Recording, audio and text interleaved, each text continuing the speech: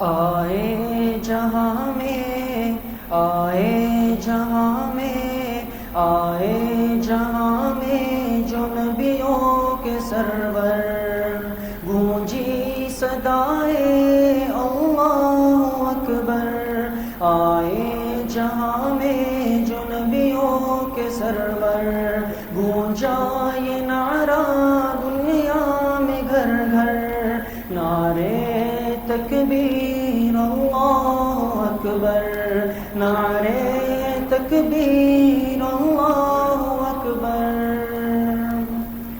آغوش میں آمنہ بھی کے آئے، حور و ملک نے ترانے سنائے۔ آغوش میں آمنہ بھی کے آئے، حور و ملک نے ترانے سنائے۔ غلمان آقا کو جھولا جھلائے، غلمان آقا کو جھولا جھلائے۔ بو جہل بھی دیکھو خوشیاں منائے۔ اترا فلک سے، اترا فلک سے، اترا فلک سے فرشتوں کا لشکر، نعرے تکبیر اللہ اکبر، نعرے تکبیر اللہ اکبر، نعرے تکبیر اللہ اکبر۔ تھامے رہی آقا کی شریعت، پاتی رہی ماں کی حلاوت۔ تھامے رہی آقا کی شریعت، پاتی رہی ماں کی حلاوت۔ دامن نہ چھوڑا پیارے نبی کا، دامن نہ چھوڑا پیارے نبی کا، جبکہ یقین تھا کہ ہوگی شہادت۔ نعرہ تھا اس دم، نعرہ تھا اس دم، نعرہ تھا اس دم سمیہ کے لب پر، نعرے تکبیر اللہ اکبر، نعرے تکبیر اللہ اکبر، نعرے تکبیر اللہ اکبر۔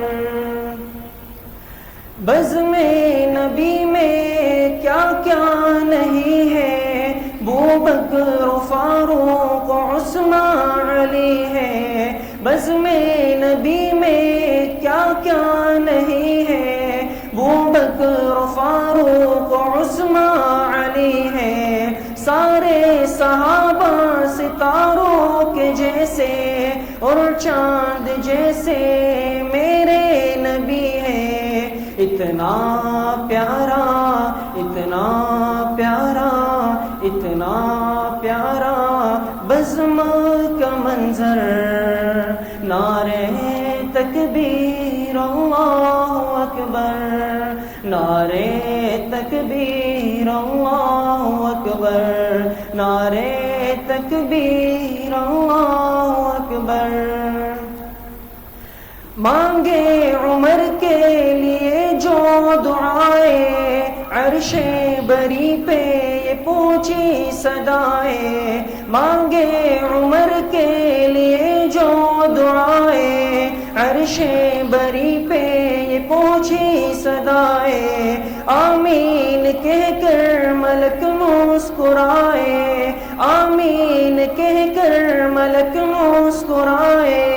ہوا حکم وہ دار ارقم میں جائے، آئے تو اصحاب، آئے تو اصحاب، آئے تو اصحاب بولے یہ مل کر، نعرے تکبیر اللہ اکبر، نعرے تکبیر اللہ اکبر، نعرے تکبیر اللہ اکبر، نعرے تکبیر اللہ اکبر، نعرے تکبیر اللہ اکبر۔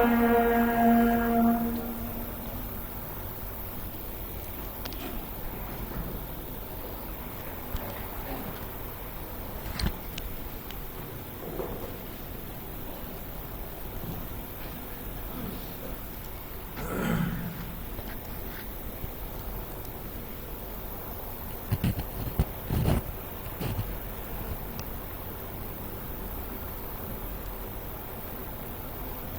الله الرحمن الرحيم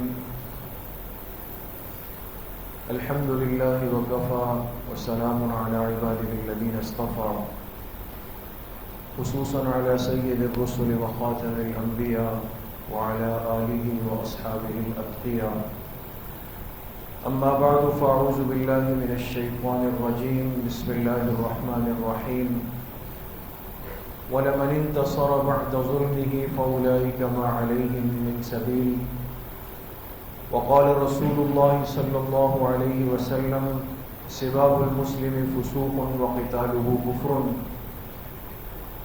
يا رب صل وسلم دائما أبدا على حبيبك خير الخلق كلهم.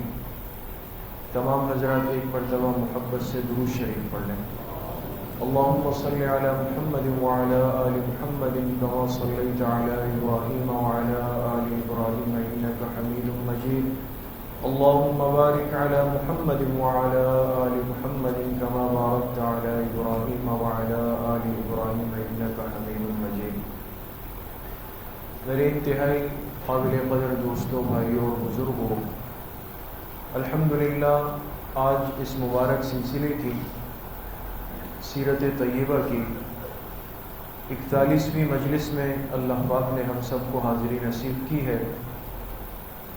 اللہ تعالیٰ آپ سب کے اس آنے کو، اس بیٹھنے کو، سننے اور سنانے کو اپنی بارگاہ عالیہ میں قبول فرمائے اور ہم سب حاضرین و حاضرات کے ظاہر اور باطن کی اصلاح کا ذریعہ بنائیں.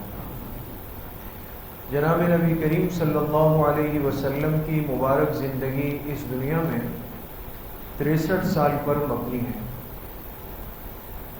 ان 63 سالوں کو 3 حصوں میں تقسیم کیا گیا. پہلا حصہ وہ آپ کی ولادت یعنی آپ کی پیدائش سے لے کر آپ کی بعثت نبوت کے ملنے تک کا ہے، اور یہ پہلا حصہ کل کتنے سال پر ہے؟ 40 سال پر. دوسرا حصہ آپ کی بعثت سے لے کر آپ کی ہجرت یعنی مدینہ طیبہ تشریف لے جانے تک ہے، اور یہ دوسرا حصہ کتنے سالوں پر ہے؟ 13 سالوں. تیسرا اور آخری حصہ وہ ہے جو آپ کی بعثت سے لے کر آپ کی وفات دنیا سے تشریف لے جانے تک ہے، اور یہ تیسرا حصہ کتنے سالوں پر ہے؟ 10 سالوں پر. انہی 10 سالوں پر ہماری بات چل رہی ہے، اور ان 10 سالوں کو کہتے ہیں مدنی دور. مدنی زندگی اس کو کہا جاتا ہے. پھر یہ جو مدنی زندگی ہے یہ تقسیم ہے 3 مرحلوں پر. کل 3 مرحلوں پر مدنی زندگی تقسیم ہے، اور ان 3 مرحلوں میں سے جو پہلا مرحلہ ہے اس پہلے مرحلے پر ہماری بات چل رہی تھی، اور آج کی مجلس میں انشاءاللہ مدنی دور کے پہلے مرحلے کا اختتام ہو جائے گا. 5 سال 8 مہینے تک مدنی دور کا پہلا مرحلہ ہے. دیکھیں پیچھے سے بات کو جوڑنے کے لیے آج کی مجلس میں، تاکہ آپ کا ذہن تازہ ہو جائے، جو چیزیں ہم پڑھ کے آئے ہیں آپ کے ذہن میں ہوگا کہ مکی دور، مکی زندگی میں آپ علیہ الصلوۃ والسلام نے اصل کام تأسیس اسلامی امت. دیکھیں یہ فرق آج سمجھ لیں. مکی زندگی میں اسلامی امت کی بنیاد رکھی، اور مدنی دور میں کس کی بنیاد رکھی؟ اسلامی ریاست کی. ٹھیک ہے، یہ فرق. اور مکی دور کے بھی ہم نے کتنے مرحلے پڑھے تھے؟ 3 مرحلے. پہلا مرحلہ خفیہ دعوت، دوسرا مرحلہ علانیہ کھل کر دعوت لیکن مکہ کے اندر، اور تیسرا علانیہ دعوت لیکن مکہ سے باہر. اب آپ کے ذہن میں ہونا چاہیے کہ ہم نے عرض کیا تھا کہ خفیہ دعوت کل کتنے سال چلی؟ جی 3 سال. مکہ میں خفیہ دعوت کتنے سال چلی تھی؟ 3 سال. پھر علانیہ دعوت مکہ کے اندر کتنے سال چلی؟ 7 سال. 7 اور 3 کتنے ہو گئے؟ 10. پھر مکہ کے باہر اعلانیہ دعوت کتنے سال چلی؟ 3 سال. تو 10 اور 3 کتنے ہو گئے؟ 13. 40 سال پر نبوت ملی. 40 سال کے بعد مکہ میں آپ نے دعوت کا کام کل کتنے سال کیا؟ 13 سال. 13 سال سمجھ گئے؟ 3 سال خفیہ دعوت، پھر 7 سال علانیہ دعوت مکہ کے اندر، پھر 3 سال علانیہ دعوت لیکن آپ مکہ سے باہر نکلے. یہ 13 سالہ زندگی تو مکہ کی تھی. جی اب بات چل رہی ہے مدنی دور کی، اور اس میں آپ نے کیا کیا؟ تخصیص اسلامی ریاست، ایک اسلامی ریاست کی بنیاد رکھی. دنیا کے نقشے پر ایک نظام پیش ہوا کہ اگر کوئی شخص اسلام کو حکومت کی شکل میں دیکھنا چاہتا ہے تو وہ مدینہ طیبہ کو دیکھ سکتا ہے. اسلامی ریاست کی بنیاد رکھی. مدنی دور کے بھی کتنے مرحلے ہیں؟ 3 مرحلے. پہلا مرحلہ ہے خطرات اور ان کا مقابلہ، جس پہ ہم ابھی تک بات کر رہے ہیں. دوسرا مرحلہ انشاءاللہ شروع ہو جائے گا آگے چل کر فتح کی ابتدا اور آثار. تیسرا مرحلہ ہوگا فتح کی تکمیل اور آثار. سمجھ گئے؟ ہماری بات مدنی دور کے کس مرحلے میں چل رہی ہے؟ پہلے مرحلے میں. اس مرحلے میں بے انتہا خطرات، صرف خطرات ہی خطرات، تکلیفیں، آزمائشیں، دشمن اندر بھی باہر بھی، ہر طرف پریشانیاں. لیکن اس پہلے مرحلے میں 5 سال 8 مہینے کا مرحلہ ہے. اس میں آپ علیہ الصلوۃ والسلام نے بھرپور حکمت، بصیرت اور فراست کے ساتھ ان پریشانیوں کا ڈٹ کر مقابلہ کیا. 5 سال مدنی دور کے بیان ہو گئے. آج ہم انشاءاللہ بات کریں گے مدنی دور کے 6 سال پر. 6 ہجری کی بات شروع ہو جائے گی 6 سال کی، اور اس پر انشاءاللہ جو پہلا مرحلہ ہے یہ ختم ہو جائے گا. دیکھیں مدنی دور کل مدت 10 سال، اصل کام اسلامی ریاست کی تاسیس اور بنیاد. جی اب مدنی دور واقعات سن 6 ہجری کے آج شروع ہوں گے، لیکن صلح حدیبیہ سے پہلے. یہ لفظ یاد رکھیے گا. کیوں؟ اس لیے کہ صلح حدیبیہ وہ ٹرننگ پوائنٹ ہے جہاں سے مدنی زندگی کا دوسرا مرحلہ شروع ہوتا ہے.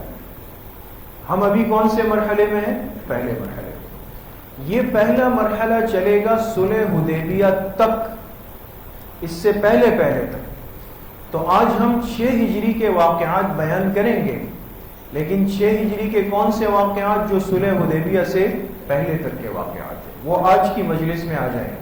جی اب کل کتنے واقعات سن 6 ہجری قبل صلح حدیبیہ؟ محرم کے مہینے میں ایک واقعہ ہوا، محمد ابن مسلمہ یہ جماعت لے کے گئے. ربیع الاول میں 3 واقعات پیش آئے، سریہ عکاشہ ابن محصن اسدی، غزوہ بنو لحیان، غزوہ غابہ. ربیع الثانی میں 2 واقعات پیش آئے، محمد ابن مسلمہ، ابو عبیدہ ابن الجراح رضی اللہ عنہ. یہ حضرات جمادی الاولیٰ میں ایک واقعہ پیش آیا، سریہ زید ابن حارثہ. جمادی الاخری میں ایک واقعہ پیش آیا، سریہ زید ابن حارثہ. شعبان میں 2 واقعات پیش آئے، سریہ عبد الرحمن ابن عوف اور سریہ علی ابن ابی طالب. اور شوال میں ایک واقعہ پیش آیا، سریہ عبداللہ ابن رواحہ. اب یہ مدنی زندگی کا کون سا سال چل رہا ہے دوستو؟ 6 سال. ان 6 سالوں میں تقریباً 8 مہینوں میں اگر آپ غور کریں اتنے زیادہ سفر، جماعتیں گئی آئی، لشکر روانہ ہوئے واپس آئے، کبھی آپ خود گئے، کبھی صحابہ کو بھیجا. اور ابھی آپ دیکھ لیں گے نقشے میں، کبھی شمال میں، کبھی جنوب میں، کبھی مشرق میں، کبھی مغرب میں. یہ پورا سال آپ نے صحابہ کو، امت کو حرکت میں رکھا ہے، استعمال کیا ہے، چلایا ہے. آپ فارغ نہیں بیٹھے.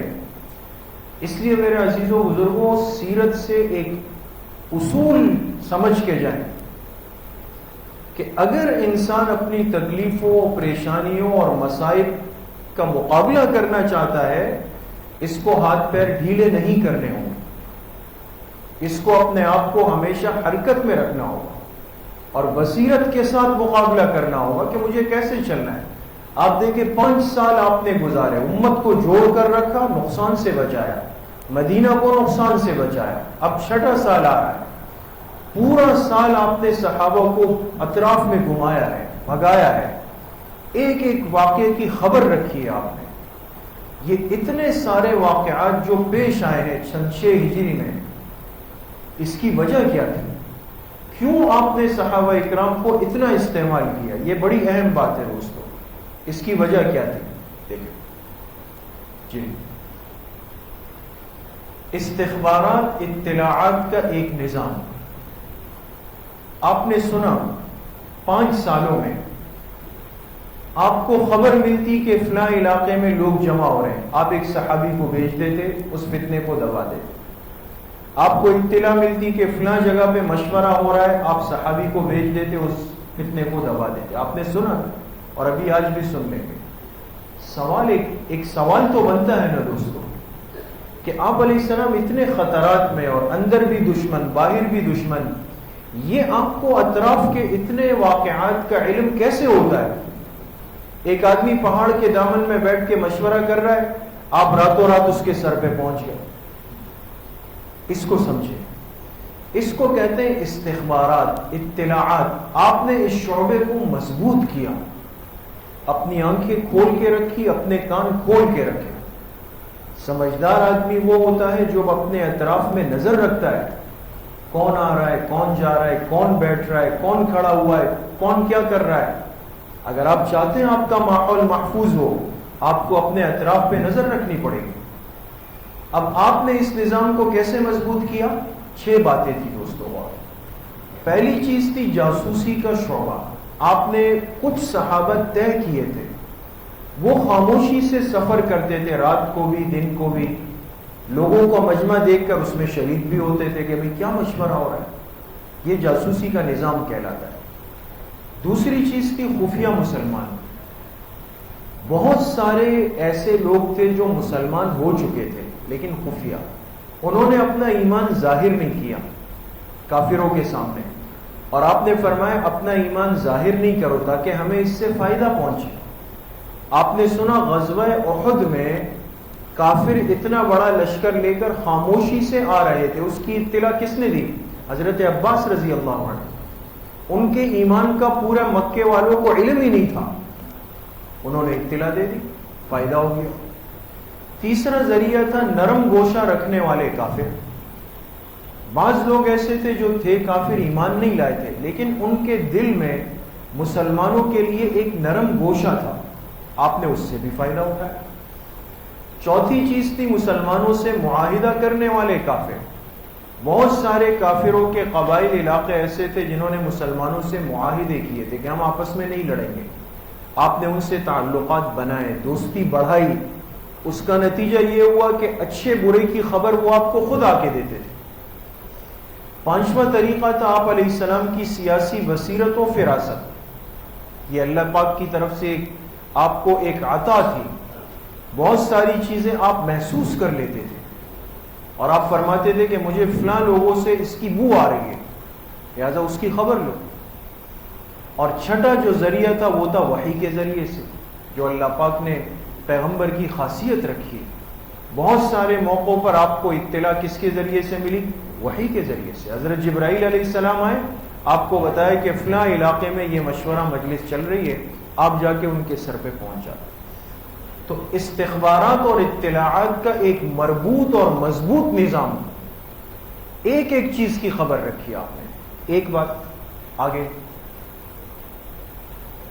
آپ علیہ الصلوۃ والسلام کی حکمت عملی دیکھیں. آپ نے سنا غزوہ خندق سن 5 ہجری، جس کی بڑی تفصیل سے بات آپ کے سامنے آئی.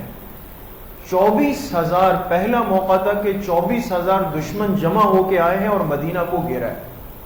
اندر بھی یہود کا ایک قبیلہ بنو نذیر بیٹھا ہوا تھا اور باہر سے بھی کافر آ کر مدینہ کو گھیر لیا. آپ نے سنا واقعہ، حضرت سلمان فارسی کے مشورے پہ خندق کھودی گئی اور آپ نے اپنی حکمت اور بصیرت سے ان کو ناکام کیا. وہ ناکام ہو کے چلے گئے. لیکن آپ علیہ الصلوۃ والسلام نے کیا کیا؟ لڑائی تو نہیں ہوئی، نقصان نہیں ہوا، لیکن آپ نے آنے والے ایک ایک دشمن اور ان کے قبیلے پر نظر رکھی. غزوہ خندق میں آنے والوں پر آپ علیہ الصلوۃ والسلام نے گہری نظر رکھی. دیکھیے ایک بات سمجھ میں آتی ہے، کوئی آپ کو نقصان پہنچانے آتا ہے، آپ کی دشمنی پہ آتا ہے، ہوتا ہے نا دنیا میں، کوئی بلا وجہ ضد پہ آ جاتا ہے، حسد پہ آ جاتا ہے، نقصان پہنچانے پہ آ جاتا ہے. اور آپ نے کبھی دیکھا کہ وہ آپ کو نقصان پہنچانے کے ارادے سے آ رہا ہے، فلاں آدمی، تو عام طور پہ ایسے لوگ اکیلے نہیں ہوتے، اپنے ساتھ دو چار اور بھی اپنے قسم کے غلط لوگوں کو ملا دیتے نا۔ سمجھدار آدمی وہ ہوتا ہے کہ وہ نظر رکھے کہ آپ کے دشمن کے ساتھ آنے والا دوسرا تیسرا چوتھا آدمی کون ہے۔ مجھے تو نہیں پتا تھا، میں تو آج تک اس ایک کو دشمن سمجھتا تھا، آج یہ 4 آ رہے ہیں، تو اس کا مطلب کیا ہوا کہ اس ایک کے علاوہ باقی 3 بھی میرے کیا ہے، دشمن ہے۔ آپ سمجھیں، یہ بہت گہری بات ہے۔ آپ علیہ الصلوۃ والسلام نے غزوہ خندق میں آنے والے ہر کافر پر نظر ڈالی، بھئی وہ ہے کون جس کے دل میں ہمارا اتنا حسد اور غصہ بیٹھا ہوا ہے، جو ہمیں کچا چبانے پہ تلا ہوا ہے۔ یہ ساری چیزیں آپ نے نوٹ کر لی، وہ چلے گئے، آپ نے کچھ نہیں کہا اس وقت، لیکن آپ کے ذہن میں آ گیا کہ دوست کون ہے، دشمن کون ہے۔ لہذا جب معاملات سیٹ ہوئے اور آپ کو موقع ملا، آپ فارغ ہوئے تسلی سے، ایک ایک کی خبر لینے کے لیے آپ نے ترتیب بنائی۔ آپ کو پتہ چلا فلاں آپ کا دشمن اور آپ کو نقصان پہنچا رہا ہے، جب آپ سیٹ ہو جائیں اور آپ کو موقع مل جائے، کبھی دشمن کو پلنے کا موقع مت دیں، جب آپ کو موقع ملے اس فتنے کو وہیں پر دبا دیں۔ آپ علیہ السلام نے ایسا ہی کیا، لہذا آپ نے ایک تو سب پر نظر رکھی، پھر جب آپ مدینہ آئے تو آپ نے ایک عجیب جملہ فرمایا۔ آپ علیہ السلام نے فرمایا الآن نغزوہم ولا یغزوننا، آپ نے فرمایا اب ہم ان سے جا کر کے لڑیں گے، اب آئندہ ان کو ہم پر حملہ کرنے کا موقع کبھی نہیں مل سکے گا، اب ہماری باری ہوگی، اب ہم سب کچھ کر سکیں گے۔ تو الآن نغزوہم ولا یغزوننا، یہ آپ علیہ الصلوۃ والسلام نے ارشاد فرمایا۔ لہٰذا اب یہ جو 6واں سال ہے، اس میں آپ علیہ الصلوۃ والسلام نے ایک ایک دشمن کو پیش نظر رکھ کر صحابہ کی ترتیب بنائی، اور اس فتنے کو دبانے کے لیے آپ نے صحابہ کو سفر میں بھیجا۔ اب آپ دیکھیں جی، سب سے پہلے سن 6 ہجری محرم کے مہینے میں جو واقعہ پیش آیا وہ تھا سریہ محمد ابن مسلمہ۔ میرے خیال میں دوبارہ سمجھانے کی ضرورت تو نہیں پڑے گی نا کہ سریہ اور غزوے میں کیا فرق ہے۔ سریہ اس کو کہتے ہیں جس میں آپ علیہ السلام خود نہیں گئے، صحابہ کو بھیجا، اور غزوہ کس کو کہتے ہیں جس میں آپ خود تشریف لے گئے۔ تو محرم کے مہینے میں ایک سریہ پیش آیا، محمد ابن مسلمہ کو آپ نے بھیجا۔ یہ دیکھیں مدینہ طیبہ ہے، اور یہ واقعہ کہاں پیش آیا آپ دیکھیں جی، مدینہ طیبہ سے یہ بالکل آگے یہ نجد لکھا ہوا ہے، نجد کا علاقہ ہے، نجد کا۔ اس نجد کے علاقے کے ان لوگوں میں شرارت فطرتاً بیٹھی ہوئی تھی، نجد والوں میں، اور ہمیشہ مدینہ کو نقصان پہنچانے کی کوشش کرتے تھے۔ اچھا، اب انہوں نے کیا کیا تھا، غزوہ خندق میں یہ بھرپور طریقے سے استعمال ہوئے تھے۔ آپ دیکھیں نجدی قبائل کی طرف دستے کی روانگی،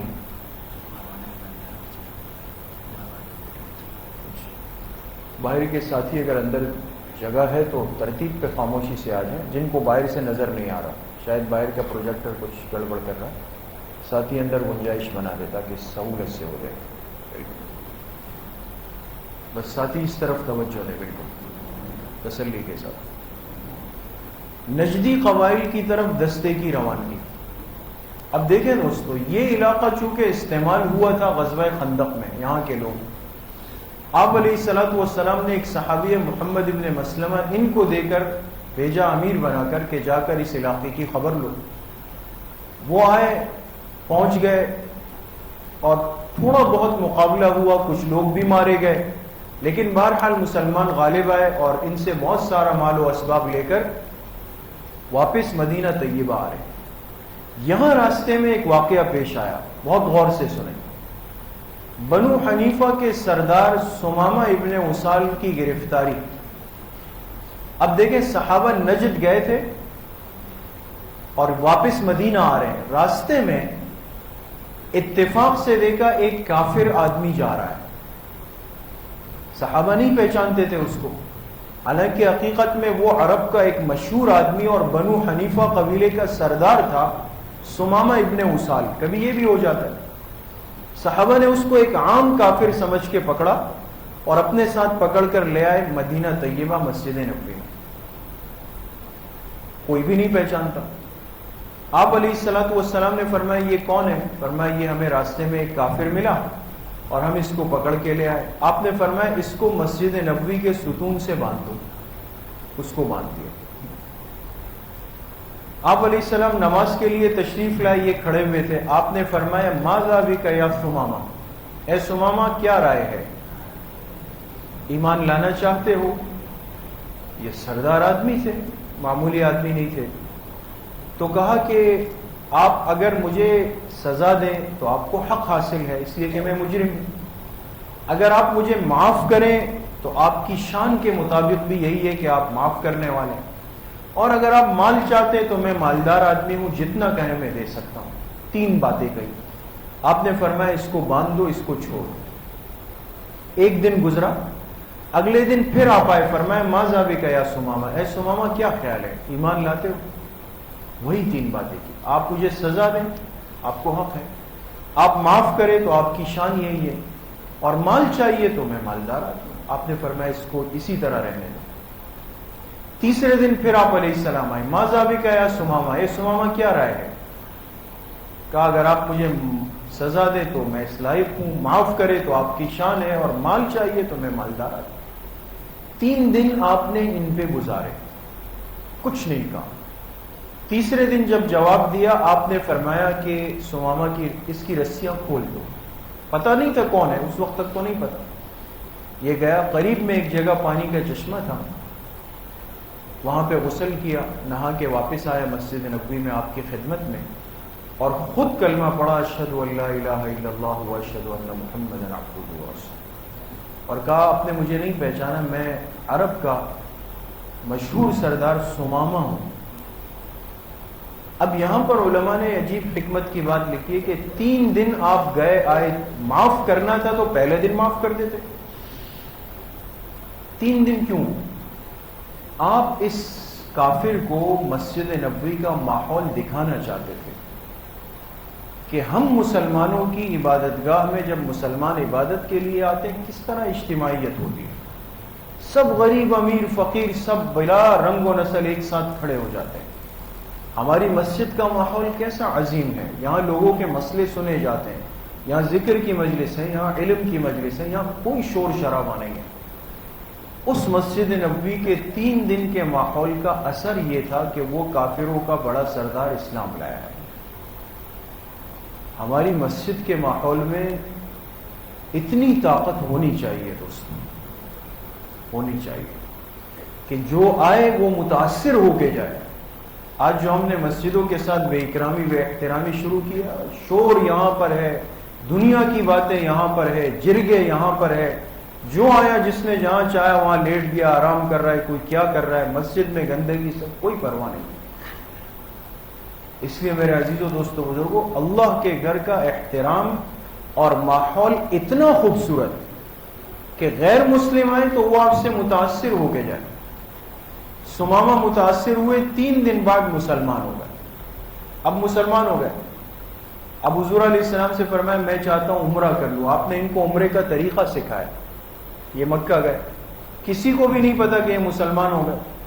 طواف شروع کیا، لبیک اللہم لبیک لبیک لا شریک لک لبیک. جب یہ جملہ کہا نا سب کے کان کھڑے ہو گئے. بھائی یہ کیا کہہ رہے ہیں؟ ان کا جو تلبیہ تھا نا مشرکین کا وہ الگ تھا. لا شریک الگ کا مطلب یہ تھا اے اللہ آپ کا کوئی شریک نہیں. ان کے سردار کھڑے ہوئے کہا ثمامہ یہ کیا کہہ رہے ہو؟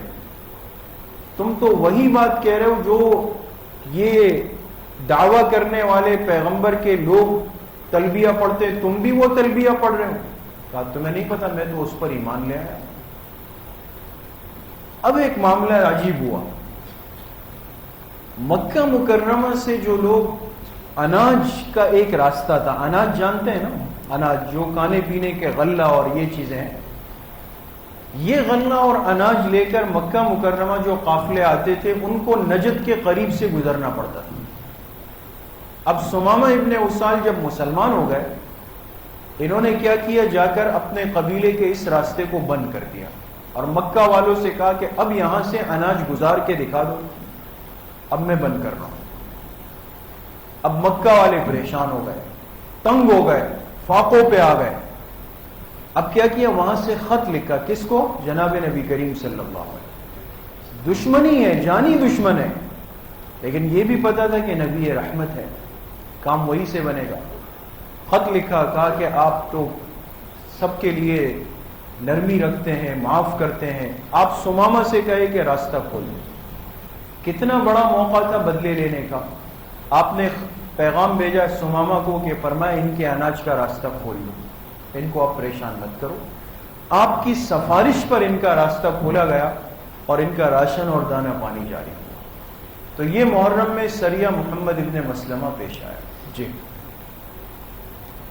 دوسرا واقعہ سریہ عکاشہ ابن محصن اسدی، یہ ربیع الاول کے مہینے کے اندر پیش آیا. یہ مدینہ طیبہ ہے. یہ واقعہ کہاں پیش آیا؟ یہ دیکھیں، غمر مرزوق. یہ غمر ہے، غمر غین کے ساتھ. یہ ایک علاقہ ہے مدینہ سے قریب. یہاں پر ایک قبیلہ آباد تھا اور یہ قبیلے والے انتہائی شرارت مزاج لوگ تھے اور یہ بیٹھ کر منصوبہ بنا رہے تھے دوبارہ مدینہ طیبہ پر حملہ کرنے کا. کسی وقت میں آپ علیہ السلام کو پتہ چلا، آپ نے اس صحابی حضرت عکاشہ کو بھیجا. آپ کو یاد ہوگا یہ کون سے صحابی ہے؟ یہ وہ صحابی ہے کہ بدر میں، غزوہ بدر میں لڑتے ہوئے ان کی تلوار ٹوٹ گئی. آپ علیہ السلام کے پاس آئے کہ تلوار ٹوٹ گئی. آپ نے قریب پڑی ہوئی ایک لکڑی اٹھا کر دیا، انہوں نے جب اٹھائی تو وہ تلوار بن گئی حضرت عکاشہ کے ہاتھ میں. ساری زندگی اس کو تلوار کے طور پہ استعمال کیا اور حضور کے قریب رہے، حضور کے قریب رہے. اور اس صحابی کی ایک اور خصوصیت یہ ہے کہ ایک مرتبہ آپ علیہ الصلوۃ والسلام نے ایک مجلس میں بیٹھ کر دعا فرمائی کہ میری امت کے کچھ لوگ ایسے ہوں گے جو پہلے ابہلا میں ابتدائی طور پہ جنت میں چلے جائیں گے. آپ فرما رہے تھے، ایک حدیث بیان فرما رہے تھے.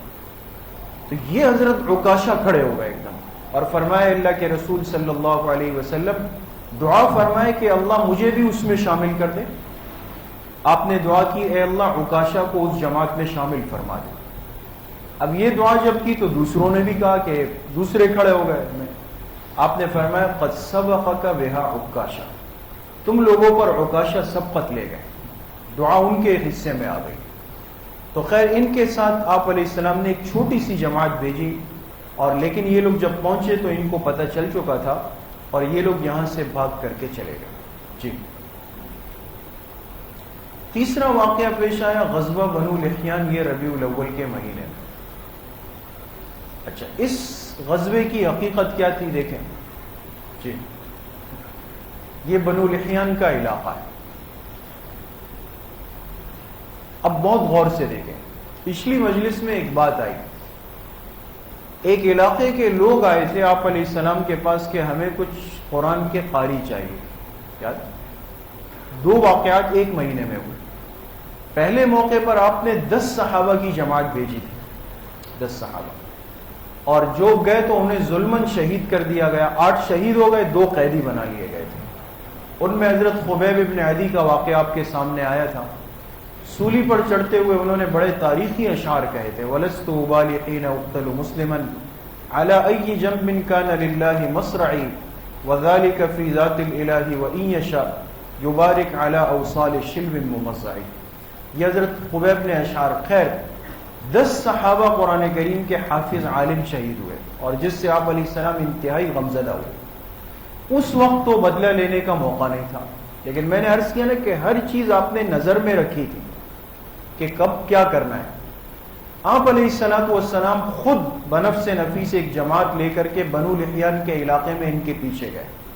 اور گئے کس طرح؟ دن میں آپ سفر نہیں کرتے تھے، رات کو. دن میں آرام، رات میں سفر، دن میں آرام، رات میں سفر. اور آپ پہنچے، لیکن ان کا ایک جاسوس گھوم رہا تھا اور اس نے دیکھا کہ مسلمان آ رہے ہیں، اس نے فوراً اطلاع دی. لہذا آپ علیہ السلام جب پہنچے تو یہ لوگ پہاڑوں میں بھاگ کر کے پیچھے چلے گئے. یہ تو نکل گئے. آپ علیہ السلام یہاں پر رک گئے اور پھر آپ نے ایک فیصلہ کیا. حضرت ابوبکر صدیق رضی اللہ عنہ کو ایک جماعت دی. مکہ مکرمہ کے قریب ایک علاقہ ہے مر الزہران کا. مر الزہران بالکل مکہ سے قریب ہے. آپ نے حضرت ابوبکر سے فرمایا تم 10 ساتھیوں کو لے کر یہاں تک جاؤ تاکہ مکہ والوں پہ روب رہے. ان پہ حملہ نہیں کرنا تھا، لیکن دشمن پر رعب رکھنے کا ایک طریقہ تھا. آپ نے ان کو احساس دلایا کہ ہم تمہارے قریب آئے ہیں. تو حضرت ابوبکر صدیق رضی اللہ عنہ مر الزہران تک گئے، پھر واپس آئے، پھر آپ علیہ السلام واپس مدینہ طیبہ تشریف لے آئے. جی. ربیع الاول میں ایک غزوہ پیش آیا، غزوہ غابہ. غابہ عربی میں کہتے ہیں جنگل کو. یہ مدینہ طیبہ ہے دوستو. مدینہ طیبہ کے پاس یہ بالکل قریب آپ دیکھ رہے ہیں اس وقت جہاں میں روشنی ڈال رہا ہوں، یہ الغابہ لکھا ہوا ہے. یہاں سرکاری چراگاہ تھی. چراگاہ جانتے ہیں؟ جہاں جانور چرتے ہیں. ایک تو انسان اپنے جانوروں کے لیے گھاس وغیرہ اگاتا ہے، ایک ہوتا ہے سرکاری طور پر بڑی چراگاہیں ہوتی ہے جس میں سرکاری جانور چرتے ہیں. آپ علیہ السلام نے تمام جانوروں کو اس چراگاہ میں بھیج دیا تھا، اور 2 خادم آپ نے مقرر کیے تھے کہ ہمارے اونٹوں کا، ان چیزوں کا خیال رکھو. ایک قبیلہ تھا فزارہ قبیلہ، اس کے سردار تھے عیینہ ابن حصن. اس نے کیا کیا؟ اس نے اپنے لوگوں کو جمع کیا اور ایک رات آ کر سرکاری چراگاہ پہ حملہ کر دیا. وہاں جو خادم تھے، ایک کا نام تھا رباح. یہ بیچارے تو ان کو تو موقع پر ہی شہید کر دیا، اور ان کی اہلیہ کو قیدی بنا کر لے گئے، جانوروں کو لوٹ لیا، سب چلے گئے، کامیاب واپس جا رہے ہیں. لیکن ایک اور صحابی کی بھی ڈیوٹی تھی. ان کا نام ہے حضرت سلمہ ابن اکوع. سلمہ ابن اکوع رضی اللہ عنہ. اور اس صحابی کی ایک خصوصیت ابھی عرض کرتا ہوں. یہ وہ صحابی ہے جو دوڑنے میں اتنا تیز تھے کہ گھوڑا ان کا مقابلہ نہیں کر سکتا تھا، گھوڑے سے زیادہ تیز.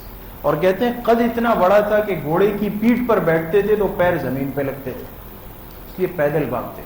مشہور تھے، صحابہ میں مشہور ہے، ان کی دوڑ کا کوئی نہیں تھا، گھوڑے سے زیادہ تیز. اب جب وہ لوٹ کے چلے گئے، رباح قتل ہو گیا، بیوی کو قیدی بنا کر لے گئے. سلمہ ابن اکوع کئی مصروف تھے، آئے دیکھا ان کی لاش پڑی ہوئی، اکیلے آدمی.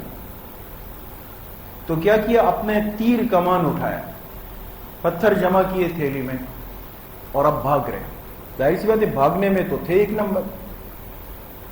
اب وہ قبیلے کے لوگ اپنے جانوروں پہ جا رہے ہیں، اور یہ دوڑتے دوڑتے ان تک پہنچ گئے. لیکن ظاہر سی بات ہے اکیلا آدمی ہے، وہ 200 آدمی. تو برابر میں جو پہاڑی سلسلہ تھا نا، اس پہ چڑھ گئے، اور چلتے چلتے اپنا ایک تیر ان کی طرف پھینکتے تھے، پھر پتھر مارتے تھے. اب وہ پریشان ہو گئے کہ یہ ہمارے ساتھ کون کیا کر رہا ہے. چھپ کے تیر مارتے ہیں، پتھر پھینکتے ہیں، وہ ادھر ادھر ہو جاتے، پھر جمع ہوتے ہیں. یہ پھر جا کے ان پر بھاگ کر ان پر تیر پتھر مانگتے ہیں. ان کو اتنا پریشان کیا کہ جتنے جانور لے جا رہے تھے انہوں نے سب چھوڑ دیے راستے میں. جانور چھوڑ دیے اور خود اپنی جان بچا کے چلے گئے. اکیلے سلمہ ابن اکوع نے کیا کیا؟ سارے جانور جمع کیے اور واپس لے کر کے آئے. یہاں آپ علیہ السلام کو ایک ساتھی نے اطلاع دی کہ آپ کے چراگاہ کے خادم کو شہید کر دیا ہے، ان کی اہلیہ کو قیدی بنا لیا، اور سلمہ ابن اکوع کا کچھ نہیں پتا کہ وہ کہاں پر ہے. آپ علیہ السلام فوراً صحابہ کو لے کر آئے، اور یہ ذو قرد ایک جگہ ہے. آپ یہاں پہنچ گئے تو دیکھا سلمہ ابن اکوع بھی اونٹوں کو لے کے آئے، اور آپ علیہ السلام سے فرمایا کہ وہ میرا مقابلہ نہیں کر سکے، اور اب آپ ایسا کریں کچھ صحابہ مجھے دے دیں تو میں ابھی جا کر دوبارہ ان کا پیچھا کروں گا، اور جا کر کے ان میں سے ایک ایک سے اپنا انتقام بدلہ لے کر اور اپنی جو بہن ہے اس کو چھڑا کے وہاں سے لاؤں. آپ بہت خوش ہوئے. آپ نے فرمایا اکوع کے بیٹے تم کامیاب ہو گئے، آج کا اجر تم نے سارا وصول کر لیا. اب یہاں پر بیٹھ گئے، آپ نے قیام کیا، کسی کو نہیں بھیجا. وہ قبیلہ اس عورت کو لے کر چلا گیا. یہ عورت بہت سمجھدار تھی. رات کو ایک جگہ وہ رک گئے، پڑاؤ ڈالا، سو گئے سب. اکیلی عورت ہے، خاموشی سے اٹھتی ہے، ایک اونٹ کی رسی کھولی، اس پہ بیٹھ گئی اور اونٹ کو نکالا اور مدینہ کی طرف آئی. چلتے چلتے چلتے حضور علیہ السلام ذو قرد مقام پہ تھے، دیکھا ایک عورت آ رہی، وہ بھی پہنچ گئے. رباح کی بیوی بھی زندہ واپس پہنچ گئے. آپ علیہ السلام سے فرمایا میں تو بحفاظت آ گئی. لیکن میں نے ایک نظر مانی. دوستو بہت اہم مسئلہ ہے, غور سے سنیں. اس عورت نے کہا میں نے ایک نظر مانی, نظر منت کو کہتے ہیں, منت. میں نے نظر مانی تھی کہ اگر اللہ تعالیٰ نے اس اونٹ پر مجھے واپس بحفاظت پہنچا دیا تو میں اس اونٹ کو اللہ کے نام پر ذبح کر دوں. لیکن یہ اونٹ اس عورت کا تو نہیں تھا نا, یہ تو اس قافلے کا اونٹ تھا, ان کا جو حملہ کرنے آئے تھے نا, تو ان کا اونٹ تھا. پہلے تو آپ نے ایک مزاح فرمایا, مزاح یعنی ایک مذاق کی بات کی چھوٹی سی. آپ نے فرمایا تم عجیب عورت ہو, جس اونٹ نے تمہاری جان بچائی, تمہیں بحفاظت یہاں تک پہنچائے, تم اسی اونٹ کو ذبح کرنا چاہتی ہو, اس کی زندگی لینا چاہتی ہو. یہ مزاح تھا. پھر آپ نے فرمایا اب یہ مسئلہ ہے. آپ نے فرمایا بنی آدم کی نظر اسی چیز میں ہو سکتی ہے جس کا وہ خود مالک ہو. جس چیز کا انسان مسلمان خود مالک نہ ہو, اس کی نظر انسان 1000 دفعہ مان لے, اس نظر کا کوئی اعتبار نہیں. ہمارے ہاں کہتے ہیں دادا جان کی فاتحہ حلوائی کی جلیبیوں پر. ایک مثال دیتے ہیں نا, یعنی ایک آدمی کسی کی فاتحہ کرنا چاہتا ہے, کسی حلوائی کی دکان پہ جا کے اس پہ کر رہا ہے, تو نہیں ہو سکتی نا. جو چیز اپنی نہیں ہے تو اس کو انسان کیسے اللہ کے راستے میں صدقہ کرے گا. تو قیامت تک ایک مسئلہ صاف ہو گیا کہ نظر اور منت اس چیز کی انسان مانے گا جس کا انسان خود مالک ہوگا. جس کا مالک نہیں تو اس نظر کا کوئی اعتبار بھی نہیں. جی یہ آپ دیکھیں, یہ مسجد نبوی ہے. اگر آپ غور کریں, یہ کیا لکھا ہوا ہے, الغابہ. یہ وہ سرکاری چراگاہ تھی جہاں پر اونٹ چرتے تھے اور عیینہ ابن حصن نے حملہ کیا تھا. آپ سمجھ گئے, یہ مدینہ طیبہ سے کافی لمبا فاصلہ ہے یہاں. اور یہ اگر آپ دیکھیں, یہ جبل عیر لکھا ہوا ہے, نظر آ رہا ہے بالکل. اس کے بالکل سیدھ میں یہ جبل ثور ہے. ایک تو جبل ثور مکہ والا ہے, وہ نہیں, ایک مدینہ میں ہے. یہ جبل ثور, جبل احد کے پیچھے آپ جائیں گے جبل ثور آتا ہے. یہ دو پہاڑوں کے نام اس لیے سمجھا رہا ہوں کہ آپ علیہ الصلوۃ والسلام نے ایک حدیث میں فرمایا کہ مدینہ طیبہ کا حرم, مدینہ طیبہ کا حرم ما بین عیر الی ثور. جس طرح اللہ نے مکہ مکرمہ کو حرم بنایا, اسی طرح میرے لیے اللہ نے مدینہ طیبہ کو بھی حرم بنا دیا. اور میرے حرم کی حد کیا ہے, فرمایا جبل عیر سے لے کر جبل ثور تک ہے. کچھ بات سمجھ میں آئے؟ یہ حدود حرم کا مسئلہ کہلاتا ہے. آپ حضرات جانتے ہیں کہ مسجد حرام میں ایک نماز کا ثواب کتنا ہے, 1,00,000 کے برابر. اور مسجد نبوی میں ایک نماز کا ثواب 50,000 کے برابر. یہ جو مسئلہ ہے نا, جمہور علماء کہتے ہیں کہ اس کا تعلق خاص مسجد حرام اور خاص مسجد نبوی سے نہیں ہے, اس کا تعلق حدود حرم سے, حدود حرم سے. لہذا اگر ایک آدمی سے مسجد نبوی کی نماز نکل گئی لیکن حدود حرم کے اندر کسی اور مسجد میں پڑھ لی تو 50,000 کا ثواب ملے گا. یہ حضور کی برکت سے ہو. جی ربیع الثانی میں 2 سریے پیش آئے, غور کریں. ایک سریہ یہ پھر وہ صحابی محمد ابن مسلمہ, یہ بہت بہادر صحابی ہے. ان کو آپ علیہ الصلوۃ والسلام نے مدینہ طیبہ سے بھیجا. کہاں بھیجا, یہ دیکھیں, یہ ایک علاقہ ہے ذوالقصہ. ذوالقصہ کا علاقہ ہے. اس علاقے کے لوگوں نے غزوہ خندق میں بڑا کردار ادا کیا تھا, کافروں کی مدد کی تھی. آپ نے حضرت محمد ابن مسلمہ کو 10 صحابہ کے ساتھ بھیجا. آپ کو ایسا لگا کہ یہ لوگ اتنے مضبوط نہیں, لیکن یہ لوگ جب واپس آئے تھے تو ایک بات ان کے ذہن میں بیٹھ گئی تھی کہ آپ علیہ الصلوۃ والسلام ہمارا جرم دیکھ چکے ہیں, لہذا کبھی نہ کبھی تو ہماری شامت آئے گی. لہذا ان کے جاسوس گھومتے تھے علاقے کے. لہذا محمد ابن مسلمہ جب روانہ ہوئے تو جاسوس نے فوراً اطلاع دی. اس کا نتیجہ یہ ہوا کہ وہ لوگ ہتھیاروں سے لیس ہو کر خاموش بیٹھ گئے پہاڑوں میں. یہ حضرات مطمئن جا رہے ہیں کہ کسی کو پتہ نہیں. اور جب قریب پہنچے تو انہوں نے تیروں اور نیزوں پر رکھ لیا سب کو. 10 میں سے 9 صحابہ شہید ہوئے. 9. صرف کون رہ گئے, محمد ابن مسلمہ, لیکن زخموں سے چور گرے پہ. وہ لوگ آئے, ایک ایک لاش کو دیکھا. ان کے قریب جب پہنچے یہ بھی بے جان پڑے ہوئے، اپنے آپ کو ایسا بنایا کہ مردہ ہے. ایک کافر نے اپنا نیزہ ان کے پیر کے ٹخنے پہ مار دیا. آپ بتائیں کتنا سخت مرحلہ ہے. چیخ نکلی. کہتے میں نے بڑی مشکل سے اپنے آپ کو دبایا کہ میرے منہ سے آواز نہ نکلے. انہوں نے تسلی کی، کہا 10 کے 10 مر گئے، واپس چلے گئے. کہا میں پوری رات پڑا ہوا ہوں. دیکھا ایک آدمی آیا، اس نے دیکھا، کہا انا للہ و انا الیہ راجعون. میں نے کہا یہ اب کوئی مسلمان آیا ہے. اب میں اٹھا اور کہا کہ ہمارے ساتھ یہ حادثہ ہوا. اس نے مجھے اٹھایا اور مجھے لے کر مدینہ طیبہ گیا. یہ تو یہ حادثہ ہوا. اب آپ علیہ الصلوۃ والسلام نے حضرت ابو عبیدہ ابن الجراح کو ان صحابہ کا بدلہ لینے کے لیے دوبارہ بھیجا اور بڑی جماعت دے کر. لیکن جب حضرت ابو عبیدہ آئے تو وہ لوگ سمجھ گئے تھے کہ اب ہماری خیر نہیں ہے، وہ علاقہ خالی کر کے بھاگ چکے تھے. لہٰذا حضرت ابو عبیدہ ابن الجراح واپس مدینہ طیبہ تشریف لے آئے. جی جمادی الاولیٰ میں سریہ پیش آیا زید ابن حارثہ رضی اللہ عنہ اس مہینے. یہ مدینہ طیبہ ہے. یہ کہاں پر پیش آیا؟ یہ آپ دیکھیں عیس کا علاقہ ہے، عیس، اور یہ بالکل بحر قلزم جا رہا ہے، اس کے بالکل قریب میں یہ علاقہ ہے. اس راستے سے مختلف تجارتی قافلے آتے جاتے تھے اور آپ سنتے ہوئے آ رہے ہیں کہ آپ علیہ السلام ایک ایک چیز کی خبر رکھتے تھے. جہاں محسوس ہوا کہ ایسا تجارتی قافلہ جو کل ہمارے خلاف استعمال ہوگا آپ اس کو روکتے تھے. آپ کو پتہ چلا کہ مشرکین مکہ کا ایک بڑا قافلہ جا رہا ہے، آپ نے زید ابن حارثہ کو فوراً بھیجا. اللہ کی شان یہ کہ اس تجارتی قافلے میں ابو العاص ابن الربیع، یہ حضور علیہ السلام کے سب سے بڑے داماد ہیں.